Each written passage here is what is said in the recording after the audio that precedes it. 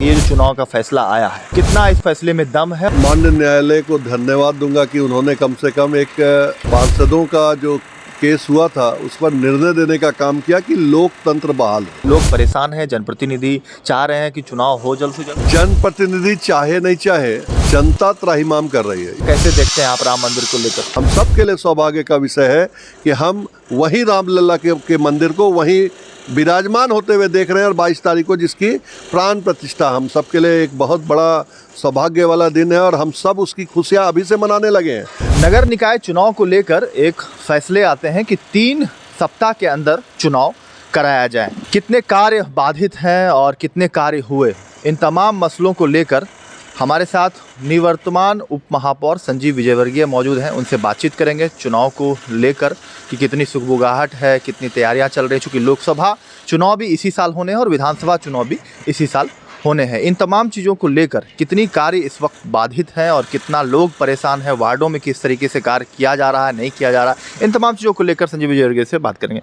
संजीव जी, क्या लगता है कि ये जो चुनाव का फैसला आया है, कितना इस फैसले में दम है और कितनी तैयारियां, चूँकि आप उप महापौर रहे हैं, पूरा कार्यकाल संभाला है, कार्य कितने अभी के वर्तमान हालात क्या हैं? देखिए, सबसे पहले तो मैं माननीय न्यायालय को धन्यवाद दूंगा कि उन्होंने कम से कम एक पार्षदों का जो केस हुआ था उस पर निर्णय देने का काम किया कि लोकतंत्र बहाल हो। जी, क्योंकि नगर निकाय का गठन हुआ था कि लोकतंत्र बहाल भी रहे और साथ ही साथ निचले स्तर पर आम लोगों का काम हो सके अपने तीसरी सरकार से। लेकिन अफसोस से कहना पड़ रहा है कि माननीय न्यायालय को भी ठेंगा दिखाने का काम वर्तमान सरकार कर रही है। मैं इसलिए ये बात बोल रहा हूँ कि 3 सप्ताह का समय था, 25 तारीख को मुझे लगता है वो समाप्त हो जाएगा। लेकिन आज तक चुनाव आयोग का एक पत्र उपायुक्त को गया जो है, उसको छोड़ के कोई भी ऐसा कदम मुझे नहीं दिखता है जिससे लगे कि चुनाव होने वाला है। अब चुनाव ऐसा साधारण चीज़ नहीं है। नगर निकाय के चुनाव कराने के पूर्व आपको बहुत सारी तैयारियां करनी पड़ती है, क्योंकि आप लोकसभा विधानसभा की तैयारी अगर देखेंगे और निकाय की चुनाव की तैयारी करेंगे तो अलग है। एक बूथ, अगर मान लीजिए कोई बूथ नंबर 400 है विधानसभा का, तो उसका किस वार्ड में परिसीमन में क्या होगा और उस बूथ में अगर 2-3 विखंडन अलग अलग वार्डों का होना है तो उसको करने के लिए एक समय लगता है, उसके लिए एक सर्वे करना पड़ता है।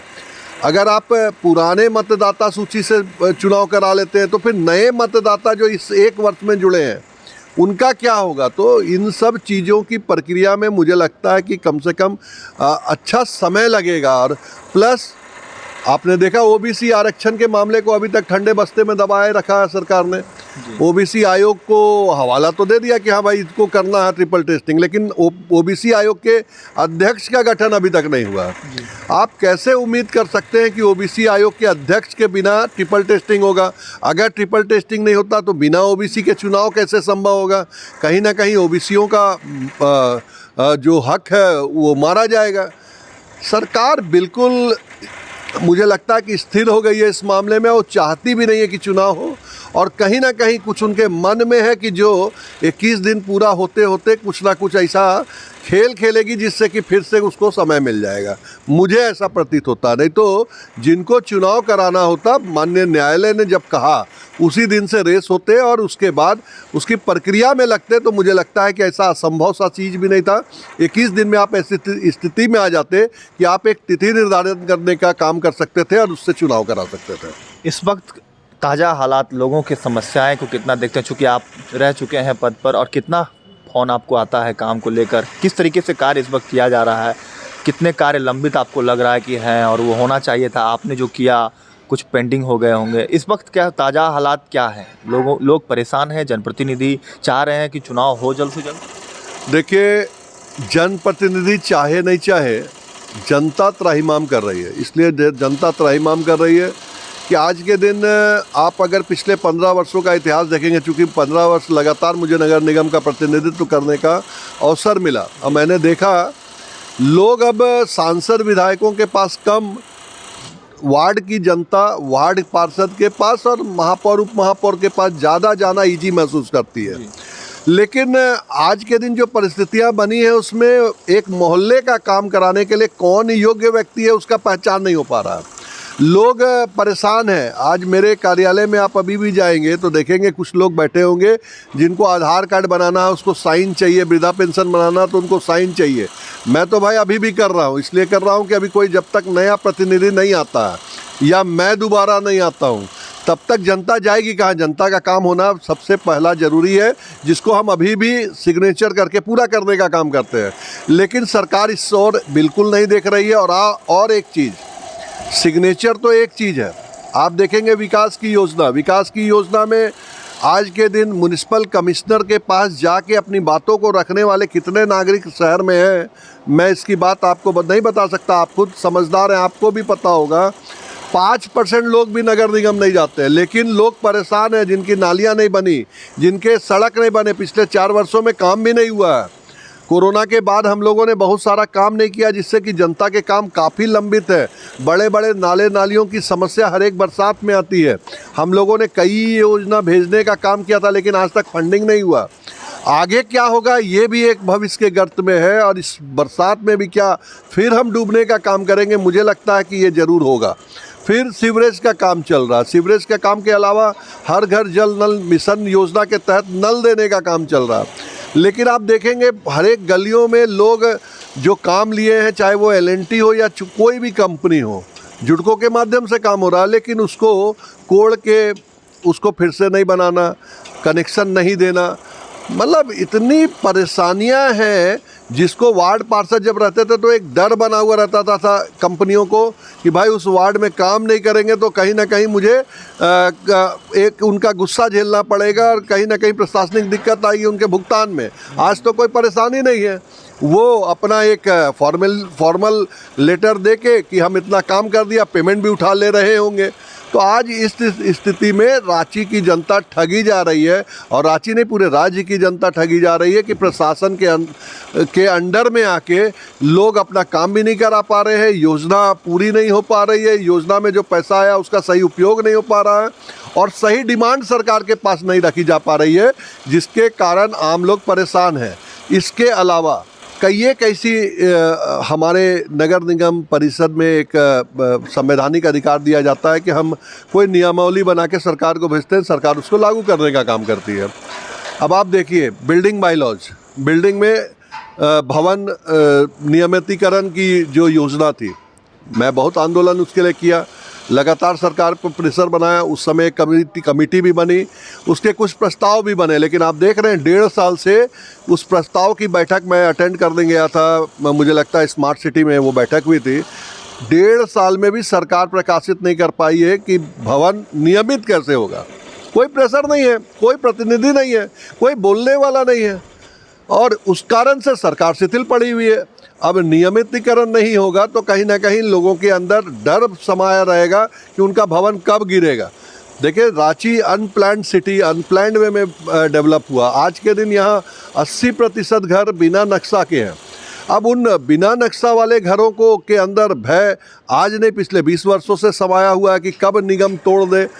हाईकोर्ट माननीय न्यायालय लगातार इस पर दृष्टि भी रखता, बोलता भी है, लेकिन ये थोड़ी ना बोलता कि तोड़ देना है। तो उसके लिए एक रास्ता बनाना चाहिए सरकार को कि कैसे घरों का रेगुलराइजेशन हो सके। आप उसके दूसरे पक्ष को देखिए, सॉलिड वेस्ट यूजर चार्जेस के लिए हम लोगों ने संशोधन प्रस्ताव लाया था रांची नगर निगम में, जिसको हमने सरकार को भेजा था। उसमें एक सरलीकरण करने की भी योजना थी और सुधार करने की भी योजना थी, लेकिन दोनों काम लंबित है पिछले 7 सालों से। आज के दिन कैबिनेट में नहीं जाने के कारण, नियमावली में मोहर नहीं लगने के कारण आम लोग परेशान हैं। जिस घर का सॉलिड वेस्ट यूजर चार्जेस हम लोगों ने 50 रुपया संशोधित करके दे दिया था, आज भी 80 रुपया का बिल बन रहा है। जिस व्यावसायिक दुकान, छोटे छोटे दुकान आपको दिखेंगे सड़कों पे, हमने 50 रुपया का रेट संशोधित करके दिया, आज भी 150 से 1000 रुपया तक उनसे वसूलने की प्रक्रिया। अब पैसा कोई दे नहीं रहा होगा, हो सकता है 20% ही दे रहे हैं, लेकिन 80% लोगों के ऊपर भार तो बढ़ता ही जा रहा है। इसको कौन कम करेगा? हम लोगों ने संशोधन प्रस्ताव दिया। उस संशोधन प्रस्ताव में तत्कालीन मुख्यमंत्री रघुवर दास जी ने सहमति जताई थी। उन्होंने कहा था कि आप बोर्ड से पास करके दीजिए और हम इसको स्वीकृत करेंगे, लेकिन वो भी लंबित है। तो आज कहीं ना कहीं जनता उससे परेशान है। फिर आज आप जल दोहन की बात करते हैं कि जल का भूमिगत जल जो है उसकी स्थिति बहुत ख़राब है, नीचे स्तर पे जाता जा रहा है। आप उसके पीछे कारण जानेंगे तो शहर में जो 20 लीटर वाले पानियों का दोहन जो चल रहा हर एक मोहल्ले में 2, 4, 5, 10, तो उससे कहीं ना कहीं हम अपने धरती को बिना पानी का कर रहे हैं। उसके लिए नियमावली हम लोगों ने बना के भेजा, सरकार ने आज तक उसकी स्वीकृति नहीं दी। स्वीकृति नहीं देने के कारण आज भी धड़ल्ले से खुल रहे हैं। देखिए, कुछ ना कुछ नियम बनने चाहिए, नियम बनेंगे, फॉलो होगा, तभी हम अच्छे भविष्य की कल्पना कर सकते हैं। आप मानते हैं कि जनता परेशान है और अफसरशाही हावी है इस वक्त? 100% अब देखिए, अफसरशाही हमेशा निगम पे हावी रहने का प्रयास करते रहिए। और अगर आप 2008 की बात को याद करेंगे, जब चुनाव नहीं हुए थे, उस समय शहर संकुचित हो गया था। कुछ वार्डों में काम होते थे और बाकी वार्डों में काम नहीं होते थे। जब 15 साल हम लोग रहे, हर एक वार्ड में एक नियमित राशि, चाहे वो 10 लाख की हो, चाहे 50 लाख की हो, चाहे 5 करोड़ की हो, सब वार्डों में जाता था, जिससे कि विकास के कार्य समान रूप से सभी वार्डों में हुए होते थे। लेकिन आज क्या हो रहा होगा? Pick and choose. बहुत सारी योजना हम लोगों ने दिया, आज तक कोई स्वीकृत नहीं हुआ, कोई टेंडर नहीं हुआ, कोई काम नहीं हो रहा है। आज भी मैं आपको दिखा सकता हूँ, हम शहर में बैठे हुए हैं और ये आदर्श नगर की गली है जिसमें 60 लाख की योजना भेजी गई थी और मुझे लगता है कि 2 साल हो गए हैं, लोग पानी में चलने के लिए विवश हैं, लेकिन कोई बनाने वाला नहीं है। महावीर नगर में एक व्यक्ति डूब गया था मोटरसाइकिल से, 4 साल की घटना है, 4 साल पूर्व की घटना है। वो मर भी गया, लापता हो गया, उसकी बॉडी आज तक नहीं मिली है। लेकिन 1 करोड़ 26 लाख रुपए की राशि का जो हम लोगों ने डिमांड सरकार से किया था, नहीं मिला। अब आप सोचिए, कहाँ है विकास, कहाँ लोग अब जाएं कहाँ? कोई बोलने वाला नहीं है। कोई अधिकारी को फ़ोन करेंगे, अभी तो स्थिति ये है कि जूनियर इंजीनियर को फ़ोन कीजिए, फ़ोन नहीं उठाता है। आपका फ़ोन नहीं उठाता? हाँ, नहीं उठाता। और आपको और एक चीज़ बताना चाहूँगा, हम लोगों का क्या फ़ोन उठाता? भगवान मालिक है, हमको तो लगता ही नहीं कि वो किसी का फ़ोन उठाएगा। वो सिर्फ वही काम करेगा जिससे उससे रुपयों का उपार्जन हो सके। आज के दिन कई एक योजना वार्ड पार्षद के भी और हम लोगों के भी लंबित है निगम में, 1 साल हो गए, आज तक काम नहीं हुआ है। काम कराने के लिए अगर फ़ोन करते हैं तो कोई ना कोई बहाना अभियंता बनाते हैं, जिसके कारण काम नहीं हो पा रहा है। जनता परेशान है, पैसा आवंटन के बावजूद काम नहीं हुआ। तो आप समझ सकते हैं कि क्या स्थिति नगर निगम की हो गई है। और अगर यही स्थिति रहा तो मुझे कहने में कोई अतिशयोक्ति नहीं है कि जनता आने वाले दिनों में उबाल पे आएगी और आंदोलन करने के लिए विवश होगी। और इसकी पूरी जिम्मेवारी राज्य सरकार की है, क्योंकि राज्य सरकार एक व्यवस्था बनाना नहीं चाहती है। राज्य सरकार तीसरी सरकार को ध्वस्त करना चाहती है, जिसके कारण चुनाव नहीं हो रहा है। चूँकि भाजपा से आप जुड़े हुए हैं, राम मंदिर का प्राण प्रतिष्ठा होना है 21 और 22 तारीख को। खुद जो देश के प्रधानमंत्री मोदी जी हैं, वह खुद प्राण प्रतिष्ठा कर रहे हैं। 11 दिनों से वह चूँकि निराहार वो ले रहे हैं और खुद कर रहे हैं। कि इस फैसले को कैसे देखते हैं? वर्षों की जो है ये मांग, कितने लोगों की कुर्बानी, उसके बाद जो है ये पूरे देश में इस वक्त कार्यक्रम चल रहा है। कई सारे जो है मंदिरों की दिया जलाने की, साफ़ सफाई की कार्यक्रम चल रहे हैं। इन तमाम चीज़ों को लेकर कैसे देखते हैं आप राम मंदिर को लेकर?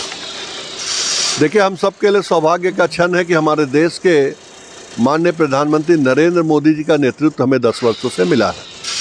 और माननीय न्यायालय को भी धन्यवाद देना चाहूँगा कि 500 सालों का जो आंदोलन था, उस आंदोलन में लोगों की डिमांड थी राम मंदिर जहाँ था, रामलला जहाँ विराजमान थे, वहाँ रामलला पुनः विराजे। लेकिन कई तकनीकी अड़चनों के कारण ये फंसा हुआ था मामला। लेकिन आज हम सब के लिए सौभाग्य का विषय है कि हम वहीं रामलला के मंदिर को वहीं विराजमान होते हुए देख रहे हैं। और 22 तारीख को जिसकी प्राण प्रतिष्ठा, हम सब के लिए एक बहुत बड़ा सौभाग्य वाला दिन है और हम सब उसकी खुशियाँ अभी से मनाने लगे हैं।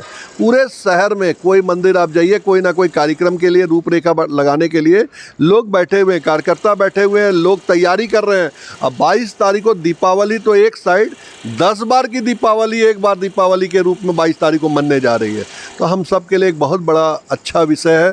साथ ही साथ माननीय प्रधानमंत्री नरेंद्र मोदी जी, आप देखिए, ऐसा आध्यात्मिक पुरुष कभी देश का प्रधानमंत्री नहीं बना जो सब कुछ में उतना ही आगे बढ़ चढ़ करके काम करता है। आज उनके जैसा प्रशासक भी कोई नहीं है, आज उनके जैसा जनता का पोषक कोई नहीं है, और उनके जैसा आध्यात्मिक कोई नहीं है। आप देखिए लगातार, मुझे तो ध्यान में नहीं है कि इन 10 वर्षों में नरेंद्र मोदी जी कभी बीमार पड़े हों, नरेंद्र मोदी जी ने कोई छुट्टी ली हो, नरेंद्र मोदी जी ने कोई ऐसा समय रहा हो जब वो अपने काम से कहीं निकल गए हों। लगातार 10 वर्षों से जनता की सेवा करके और जनता के काम के लिए लगातार तत्पर रह के, और साथ ही जो हमारी परंपराएं थी, हमारे जो मूल्य थे सनातन धर्म के, हमारे देश का जो मूल्य था, उन सब को बढ़ाने का काम किया है। और इसके लिए भारत की जनता पूरी ऋणी हो गई है अपने देश के माननीय नरेंद्र मोदी जी के ऊपर। और हम उम्मीद करते हैं कि जिस तरह का उन्होंने काम किया है, रामलला का आशीर्वाद उनको मिलेगा, और इसी तरह से वो देश की सेवा करते हुए आगे भारत को एक सर्वोच्च शिखर पर पहुंचाने का। लेकिन विपक्ष इस कार्यक्रम से दूर रह रहा है, कह रहा है कि ये राजनीतिक कार्यक्रम है, मंदिर बना नहीं, उससे पहले ही प्राण प्रतिष्ठा किया जा रहा है, इन तमाम चीज़ों को राजनीतिक कार्यक्रम कहा जा रहा है। ये देखिए, के लिए चुनाव से पहले विपक्ष के पास ना तो कोई मूल्य है, ना सिद्धांत है, ना विषय है। आप देख रहे हैं कि देश में एक तरफ जहां इतनी खुशियां पूरा देश की जनता मना रही है, वहाँ हमारा विपक्ष जो है आज भी इस बात के लिए पीछे अपने आप को ला रहा है कि कहीं इसका सेहरा भाजपा को नहीं उठा ले। अरे भाई, जो करेगा उसी को मिलेगा। जब भाजपा ने किया तो सेहरा किस पर बांधेगा? आज एक दूल्हा जब घर से निकलता है तो शादी उसको करना, तो सेहरा उसी को बांधा जाता है। वही स्थिति आज देश की जनता भारतीय जनता पार्टी की ओर देख रही है। यही एक पार्टी है जो देश को सम्मान भी दिला सकती है, रामलला को जो वर्षों का आंदोलन था उसको ख़त्म भी करा सकती है, और देश के जो जकड़े हुए कानून है उसको ख़त्म करा सकती है। ये थे हमारे साथ संजीव विजयवर्गीय, उप महापौर निवर्तमान, जिन्होंने कहा है कि जिस तरीके से नगर निगम की कार्य को बाधित है, अफसरशाही हावी है, जनता परेशान है। जनप्रतिनिधि पहले कहा करते थे अपने वार्ड में जब काम होते थे, अब कोई देखने वाला नहीं है। कई सारे कार्य लंबित हैं, कई सारी योजनाएं लंबित है, जनता त्राहिमाम कर रही है। लेकिन देखने वाली बात होगी कि आखिर इस समस्या का निदान कैसे किया जाता है। वही राम मंदिर को लेकर भी इन्होंने अपनी बातों को रखा है। इस खबर में इतना ही। लाइव लगातार के रांची से मैं कौशल कुमार। लाइव लगातार के वीडियो को लाइक करें, सब्सक्राइब करें और बेल आइकन को दबाना न भूलें।